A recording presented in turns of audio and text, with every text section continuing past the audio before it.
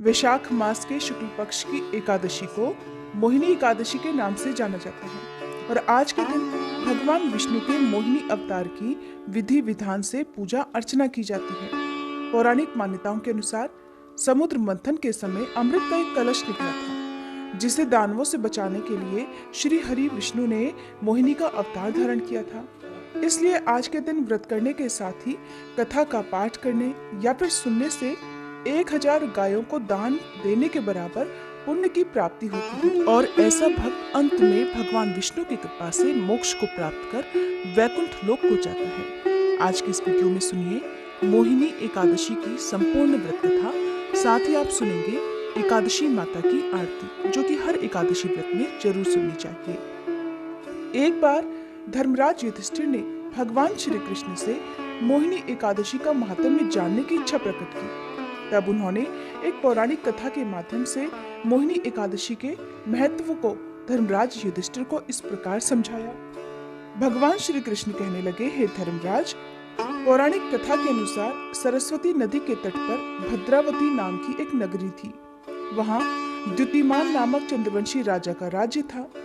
इसी नगरी में हर तरह से संपन्न श्री विष्णु भक्त धनपाल नामक एक वैश्य भी रहा करता था।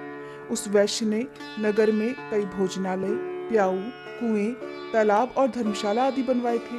साथ ही नगर की सड़कों पर आम, जामुन, नीम के अनेकों छायादार पेड़ भी लगाए थे। उस वैश्य के 5 पुत्र थे, जिनका नाम सुमन, सद्बुद्धि, मेधावी, सुकृति और दृष्ट बुद्धि था।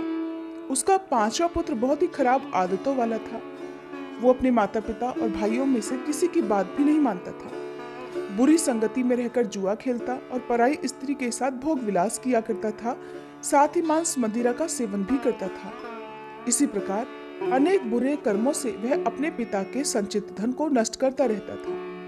पुत्र के कुकर्मों से परेशान होकर धनपाल ने दृष्ट बुद्धि को घर से निकाल दिया। अब वह अपने गहने कपड़े बेचकर जीवन बिताने लगा। जब उसके पास कुछ भी नहीं रहा, तब बुरे कामों में साथ देने वाले मित्रों ने भी उसे छोड़ दिया।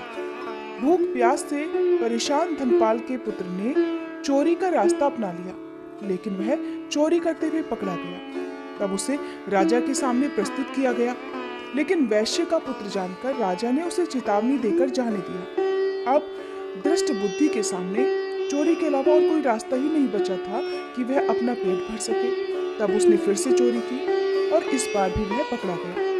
दूसरी बार पकड़े जाने पर राजा ने उसे कारागार में डाल दिया, जहां उसे बहुत दुख दिए गए और बाद में उसे नगर से बाहर निकाल दिया गया। नगर से निकाले जाने पर दृष्ट बुद्धि वन में चला गया। वहां वह पशु पक्षियों का शिकार करके अब उन्हें मारकर खाने लगा और कुछ समय के बाद वह बहेलिया बन गया। एक दिन दृष्ट बुद्धि भूख और प्यास से व्याकुल खाने की तलाश में कौंडिन्य ऋषि के आश्रम में पहुंच गया। उस समय वैशाख मास चल रहा था और महर्षि गंगा स्नान करके वापस आ रहे थे। महर्षि के भीगे वस्त्रों के छींटे दृष्ट बुद्धि पर पड़ने से उसे कुछ ज्ञान की प्राप्ति हो गई। तब उसने कौंडिन्य ऋषि से हाथ जोड़कर कहा, हे महर्षि, मैंने अपने जीवन में बहुत सारे पाप किए हैं। कृपया आप इन सभी पापों से मुक्ति का कोई उपाय बताइए। तब ऋषि ने प्रसन्न होकर दृष्ट बुद्धि को वैशाख शुक्ल मोहिनी एकादशी का व्रत रखने को कहा कि इस व्रत को धारण करने से तुम्हारे सभी पाप नष्ट हो जाएंगे। तब दृष्ट बुद्धि ने महर्षि को प्रणाम किया और उनकी बताई विधि अनुसार इस व्रत को किया। भगवान श्री कृष्ण कहने लगे, हे धर्मराज, इस व्रत के प्रभाव से दृष्ट बुद्धि के सभी पाप मिट गए और अंत में वह गरुड़ पर सवार होकर वैकुंठ धाम चला गया। इस व्रत से मोह माया सबका नाश हो जाता है। संसार में मोहिनी एकादशी व्रत से श्रेष्ठ और कोई व्रत नहीं है। इस व्रत की महिमा को पढ़ने या सुनने मात्र से ही 1000 गौदान का फल प्राप्त हो जाता है। धर्मराज को मोहिनी एकादशी व्रत का महात्म्य सुनाकर भगवान श्री कृष्ण मौन हो गए। तब धर्मराज ने भी विधि विधान से वैशाख शुक्ल मोहिनी एकादशी का व्रत सच्चे मन और श्रद्धा से किया, जिससे उन्हें भी अंत में वैकुंठ लोक की प्राप्ति हुई।